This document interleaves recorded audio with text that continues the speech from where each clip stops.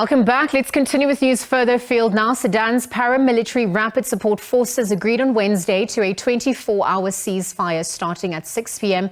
following a days-long power struggle and bloody clashes with the army. It was not immediately clear whether the army would announce its own commitment to the ceasefire. Yesterday, both sides agreed to the ceasefire from 6 p.m. local time. But the fighting continued unabated. A large number of residents are fleeing the Sudanese capital, Khartoum, as fighting continued for a fifth day in the city center. The ongoing battle forced residents to stay indoors and prompted some countries to prepare to evacuate their citizens. Fighting erupted in Sudan on Saturday. So far, more than 270 people have been killed and at least 2,000 others injured. The army and the RSF have since issued statements accusing each other of failing to respect the truce. So for more on this, we are joined via Zoom by the University of Johannesburg's Pan-African Research Fellow, Dr. Westen Shilaho, to weigh in on the Sudan conflict. A very good afternoon to you, Dr. Westen. Thank you for your time here on the SABC. Thank you. Pleasure. So, news just in, we obviously understand that there was an agreement to a 24-hour ceasefire, which conditions were not adhered to. Perhaps for those who don't understand, how we got here today, you could give us some context of what is happening in the region ahead of this, to the build-up of the ceasefire. Well, the current Sudanese conflict has been long in the making. Yeah. It dates back to the regime under Omar al-Bashir, who was toppled in 2019 after being at the helm for sort of 30 years, 3 decades. And within that duration, I think the Sudanese state decayed because it was basically a military regime. And military regimes by their very nature are characterized by brutality and autocracy, suppression of alternative views. So when al-Bashir was toppled by these two characters who are currently the protagonists in the Sudanese conflict, the de facto leader, General Abdel Fattah al-Burhan, and his deputy, General Mohammed Hamdan Dagalo, the ones who came together and toppled Bashir. But then post-Bashir Sudan, they have struggled to agree on the way forward. And in the course of the struggle between the army, led by General Burhan, and the paramilitary forces, led by Dagalo, the civilian transition, from the military regime to a civilian-led government has faltered and completely been upended. And therefore, the two military men are struggling over control of the government of Sudan and the resources and the destination of the country. And therefore, it's what happens when a government or a regime or a country does not have institutions to kind of help the society midwife the very contradictions that happen when the politics is about a personality. In the case of Sudan, around al-Bashir, of course, when he leaves power, there'll be a vacuum, and the people are around him.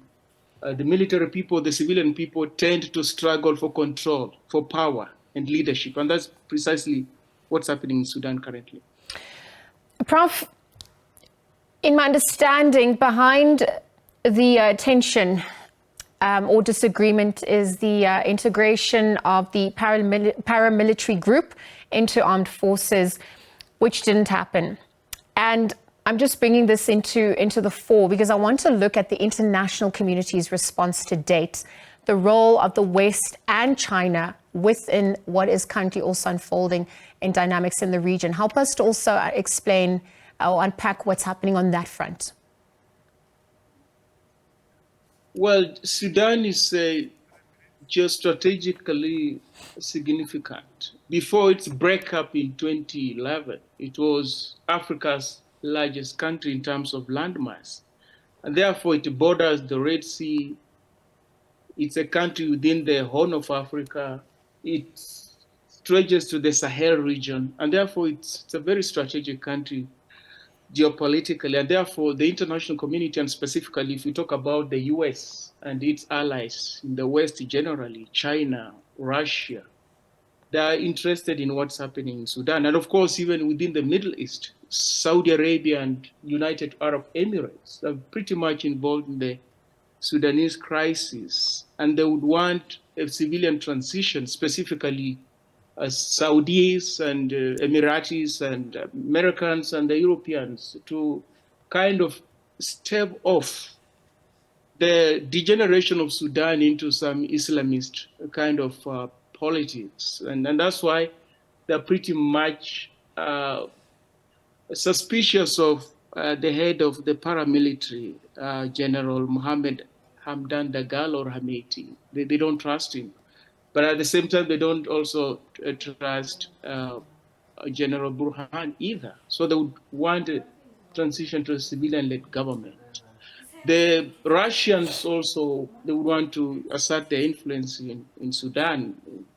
There's talk that they want to have a military base along the Red Sea, and Westerners, specifically the US and their Western allies, are so skeptical about that. And the Chinese, of course, with their influence in Africa, with their Belt and Road Initiative, of course, Sudan also would be very much within their sights. And therefore, there are external actors, external forces who are interested, pretty much involved in the mediation, since the other coup that toppled a transition government in 2021.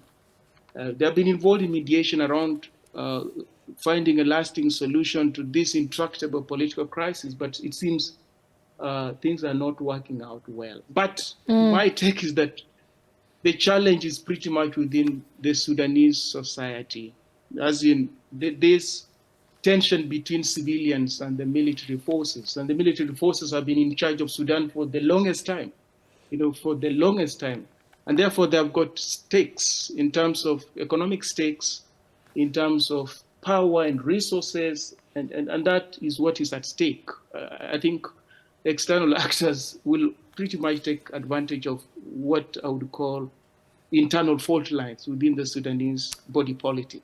Prof, given reports of looting occurring in some areas, the civilians' needs as well, do you have fears that this violence may spill into other countries and also impact the region broader? How would you weigh in on that?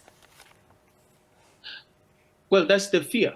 Yeah. Because Africa is as strong as its weakest point. So anywhere in Africa where there's political instability, that potentially bodes ill for the continent in terms of progress, in terms of stability, in terms of advancement. And Sudan, given the what we've stated earlier, its positioning, it's within a region that is mired in conflict. The breakaway South Sudan is mired in internal conflict.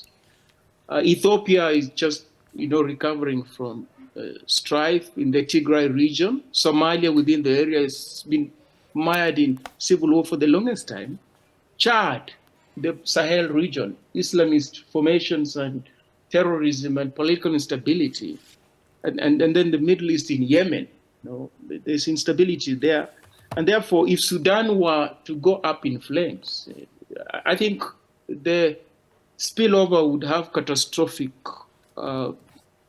influence within the region, in Egypt, in Kenya, in Ethiopia, in Chad, in the Sahel region, and across the African continent. And therefore, it's imperative that the African Union and the rest of the international community, the UN, Russians, the US, the Chinese, and all those external actors you've mentioned, move with speed and see that a ceasefire is realized and a lasting solution to this political impasse is found. And if not, then we are staring at civil war. And civil war in Sudan will definitely be damaging to the region, the whole region, the Sahel region, the North African region, the Middle East, and the African continent. So time is of essence as we speak now. Prof, we'll continue to monitor the developments happening in the region. I want to thank you for your time here on the SABC. We've got UJ's Pan-African Research Fellow, Dr. Westen Shilaho, weighing in on the latest emerging in the Sudan conflict, perhaps giving us context as to how we got here and the way forward as the time ticks on. Obviously trying to avoid a humanitarian crisis should violence escalate in that region. So we'll continue to monitor it as it unfolds.